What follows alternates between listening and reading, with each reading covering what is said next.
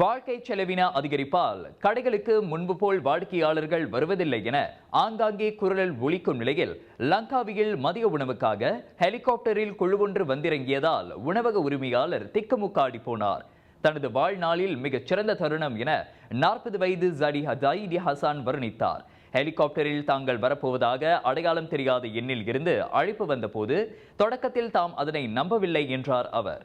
யாரோ நண்பர்கள்தான் விளையாடுகிறார்கள் என அவர் சிரித்துக் கொண்டாராம். ஆனால் 20 நிமிடங்களில் பரபர சத்தத்துடன் உண்மையிலேயே ஹெலிகாப்டர் வந்திறங்கியதை கண்டு ஜைடி திகைத்து நின்றார்.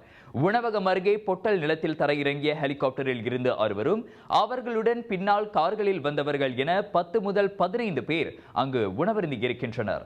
மொத்தமாக அவர்கள் சாப்பிட்ட செலவு 500 ரிங்கிட் ஆகும். ஹெலிகாப்டரில் வந்த வாடிக்கையாளர்களுடன் ஜைடி புகைப்படம் எடுத்துக்கொண்ட காணொளி வைரலாகி நெட்டிசன்களின் பாராட்டை பெற்று வருகிறது.